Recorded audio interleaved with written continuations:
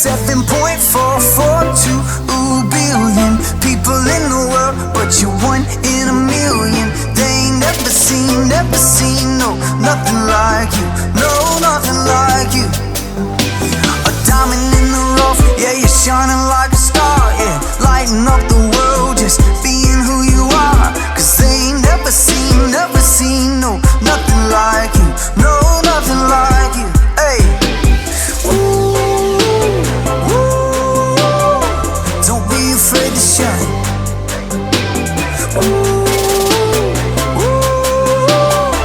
Cause you're a one of a kind. Different faces, some with braces, different colors, different races, all coming from different places. That's how it was meant to be. Don't be a faker, you're an earth shaker. Don't ever listen to the words of the haters. Born to be a difference maker. Come on, start now, not later. Individuality, discover who you're meant to be. The only you that you can be. Cause you're the MVP. 7.442 billion people in the world, but you're one in a million. They ain't never seen, no, nothing like you, no, nothing like you. A diamond in the rough, yeah, you're shining like a star, yeah, lighting up the world, just being who you are. Cause they ain't never seen, no, nothing like you, no, nothing like you. Hey, don't be afraid to shine.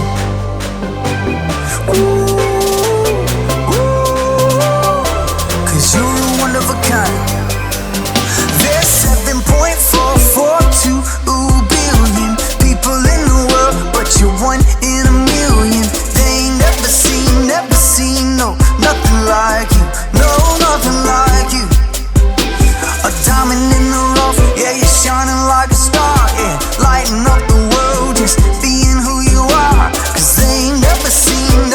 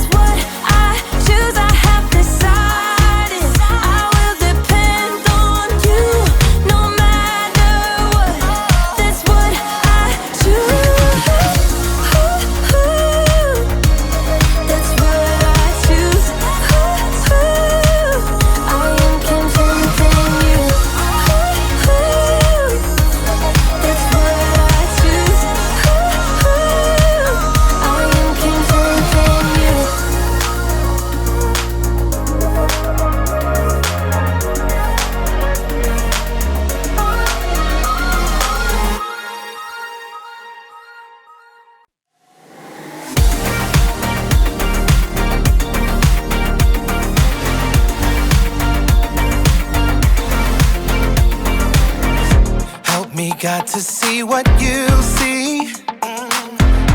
You are doing a great work in me. I've decided I can't stand still. No, you have given me purpose. All my heart is yours. All my life is yours. I will make a move for you, for you. All my heart is yours. All my life is yours. I will make a move for you. Make a move for you. Make a move. Make a move. Make a move for you. I will make a move. Make a move. Make a move for you. I will.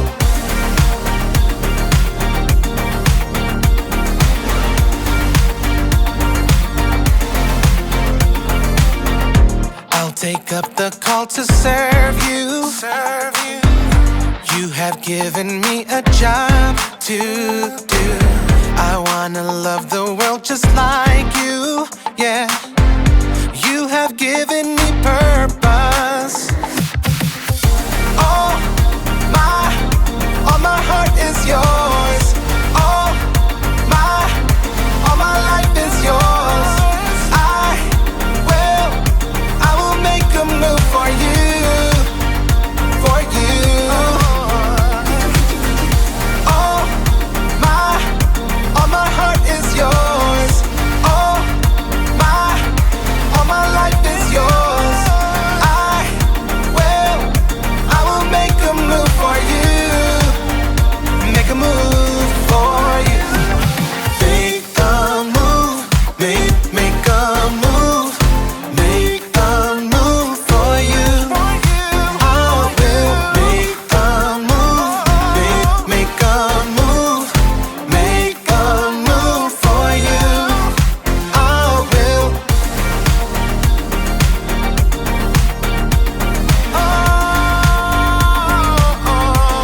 Make a move. Didn't see you there. Welcome to First Kids Worship. Guess where I came back from today? I got back from the county fair. Now I had fun with the rides and the games, and I ate funnel cake, ice cream, and fried Reese's. And now I'm going to eat all this fudge.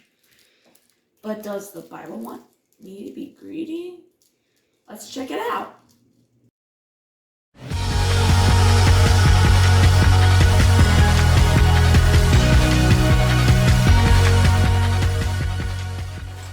Oh, hey everyone!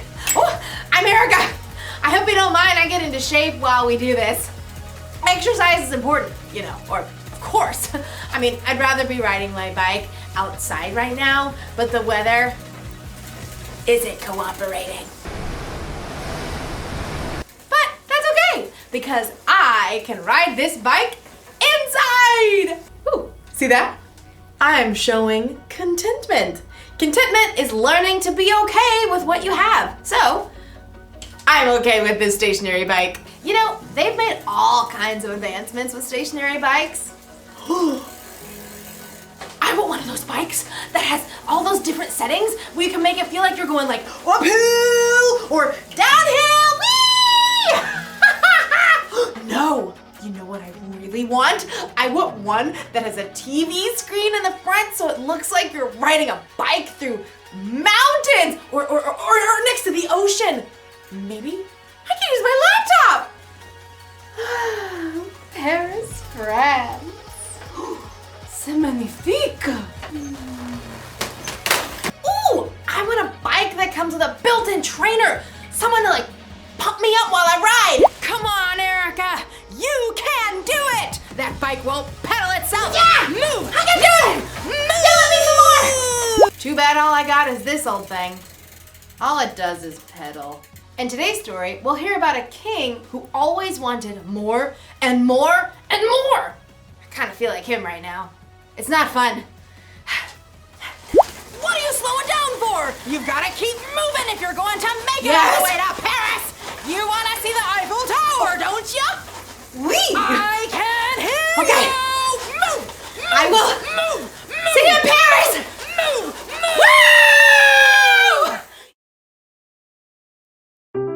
The Bible. It's 66 books of history, stories, letters, and poetry that fit together to form God's one big story. The epic adventure of how He created us and loves us so much that He made a way to rescue us. As we travel through the Bible, from Genesis to Revelation, we discover people who met God and found their lives changed forever.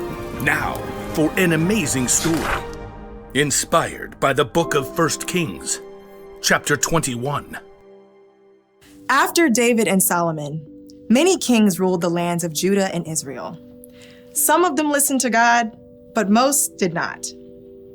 King Ahab was worse than any other king of Israel before him. He only thought of himself and did exactly as he wanted to do. Do exactly as I want. Yes, Your Highness. What do you want? 4 calling birds, 3 French hens, 2 turtle doves, and 1... Oh, it escapes me. Just bring me some pears flambé. No one ever said no to King Ahab, not even his wife, Queen Jezebel. Am I the most fabulous king to ever rule this land? Yes, of course, because you have me. King Ahab was certain he had everything he could ever want. That is, until he took a drive into the neighboring town of Jezreel. Ooh, just look at that lovely vineyard. It is perfection. Stop at once. King Ahab examined the green leafy vines and the heavy bunches of grapes. What fantastic fruit. The soil must be excellent. You, over there. Who? Me? Who, me, your majesty? Who, me? Your Majesty? Of course, you. Do you own this fine vineyard? I do, Your Majesty. Excellent. You must sell it to me at once, and I shall turn it into a vegetable garden. No, Excuse me? Your Majesty. I'll pay good money. I'll trade you a better vineyard. I said no, Your Majesty. May the Lord keep me from giving you the land my family handed down to me. You... what? No. King Ahab was enraged. When he returned to the palace, he threw himself down on his bed and refused to eat anything, even date cakes dipped in honey. Why are you in such a bad mood? Why won't you eat anything? Neighbor won't give me his vineyard. Oh, snap out of it. You're the king. I'll get you that vineyard. Queen Jezebel was just as bad as her husband, or maybe worse. She wrote a letter to the leaders of Naboth's town. Here is your mission, which you must accept. Number 1, announce a special day and give Naboth an important seat. 2, have 2 bad guys sit across from Naboth and claim that he cursed God and the king. 3, drag Naboth out of the city and throw stones at him until he dies. That should clear. Queen Jezebel sent her message, and the leaders of Naboth's town followed it, to the letter. Tell the queen, mission accomplished. Queen Jezebel was delighted by this terrible news and immediately went to find King Ahab. Oh, woe is me. Naboth won't give me... Get up! Take over Naboth's vineyard. He's dead. What? Mine! All mine! King Ahab ordered his chariot and set off at once for Jezreel.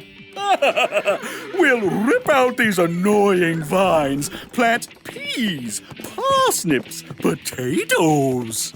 But even as Ahab garden partied, God spoke to the prophet Elijah. Go down to see Ahab. You will find him in Naboth's vineyard. Ahab has gone there to take it over. God gave Elijah a special message for the king.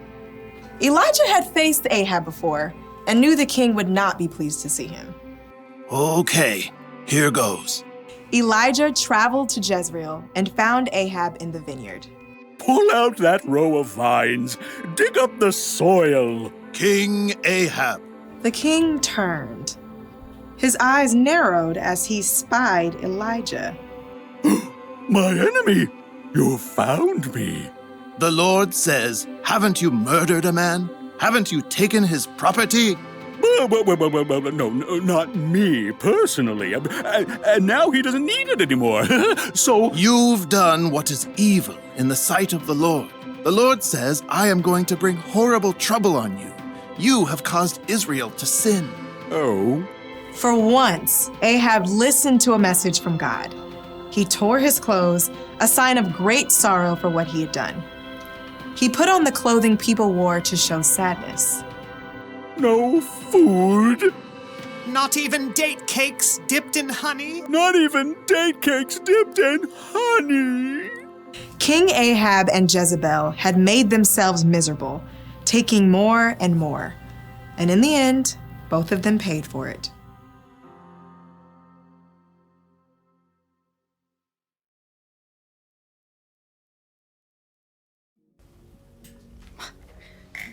Yeesh! King Ahab really wanted Naboth's vineyard.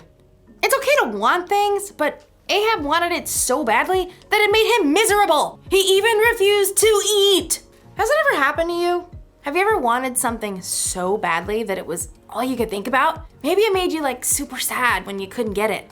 Or maybe you threw a tantrum. If that sounds like something you might do, you may need a little help with contentment. Wanting things is fine.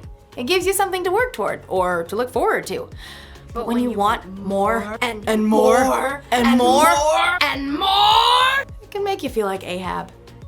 Miserable. Jesus once said, watch out! Be on guard against wanting to have more and more things.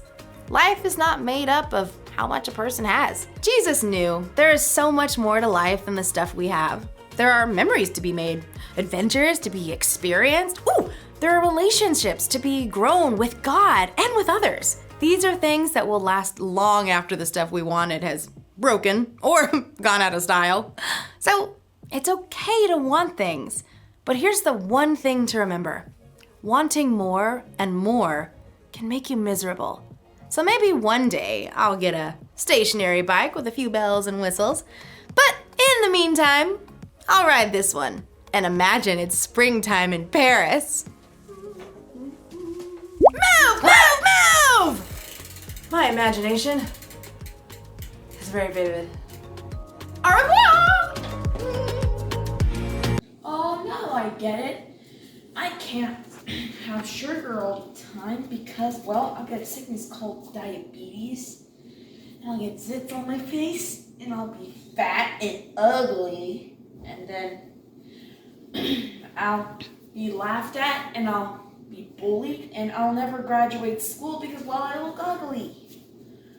That's why I remember this saying, if you want more, the more you want more, the more your life will be miserable. So I'm going to do a little workout so I can get rid of all the sugar I've gained. How can you live a happy and healthy life? Make sure to, that's it, gang.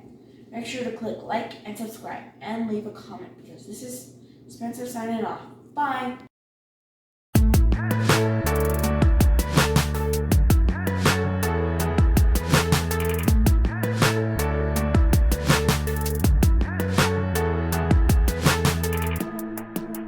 TV screens and magazines always try to sell me things, from bicycles to shiny rings. And they say, hey, check out this brand new fad.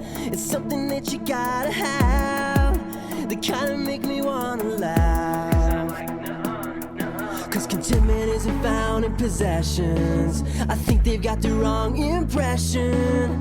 I try to focus my attention on the fact that I'm blessed and everything I've got is all I need. I'm taking steps back to see things differently. Everything I've got is all I need, need, is all I need.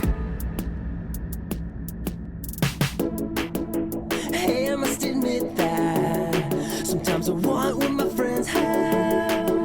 It's easy to do that. I try to keep myself from losing sight of where my joy comes from. 'Cause contentment isn't found in possessions. I think they've got the wrong impression. I try to focus my attention on the fact that I'm blessed and everything I've got is all I need. I'm taking steps back to see things differently. Everything I've got is all I need, need, is all I need. Everything I've got is all I need. I'm taking steps back to see things differently. Everything I've got is all I need, need, is all I need. Video games and nice clothes. It's easy to let your mind go down the wrong path, wanting what other people have, always wanting more things when old things get boring. But life isn't measured by the things you own or the things you don't. I'ma be good with what I got. I promise you that I am not gonna one was his, one was hers. Yo, I'm blessed and that's for sure. Fancy things are cool, I guess, but you don't watch out, you just might miss that there's more to life than the eye can see. Look inside, you got all you need. Everything I've got is all I need. I'm taking steps back to see things differently. Everything I've got is all I need, is all I need. Everything I've got is all I need. I'm taking steps back to see things differently. Everything I've got is all I need, is all I need.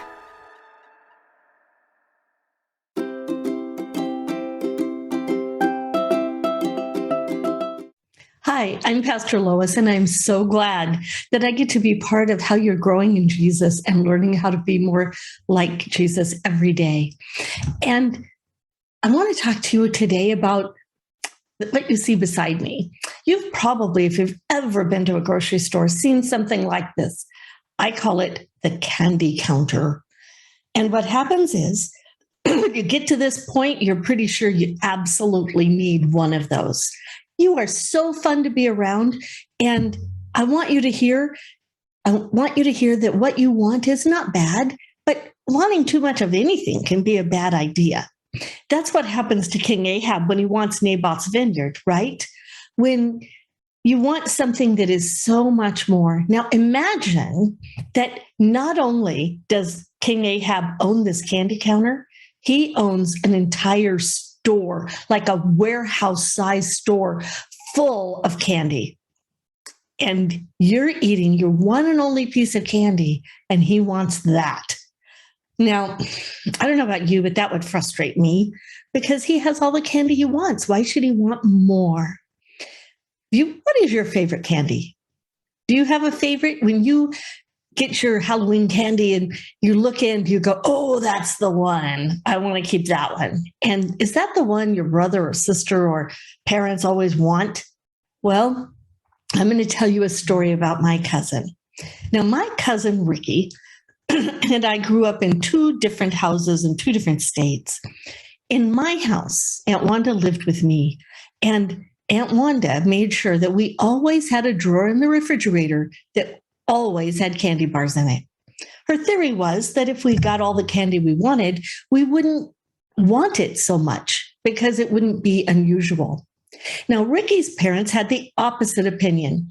Their thought was that if you give him too many, he's just going to get fat, and we don't want that, so we're going to keep them from him. So my aunt decided on this trip where we were going to go, it was going to be about a half-hour trip, that she was going to try her candy bar drawer theory on Ricky. Now, Ricky had a favorite candy bar. Now, yours may be giant size, king size, humongous size, or it could be the little fun size. But he wanted a Butterfinger because at the time, candy bars didn't come in as many sizes and Butterfinger was almost twice as long. So you kind of got two of them and they were both in this one long packet. So they counted as one candy bar. So she said, "What's your favorite candy?" And Ricky said, "I want a Butterfinger."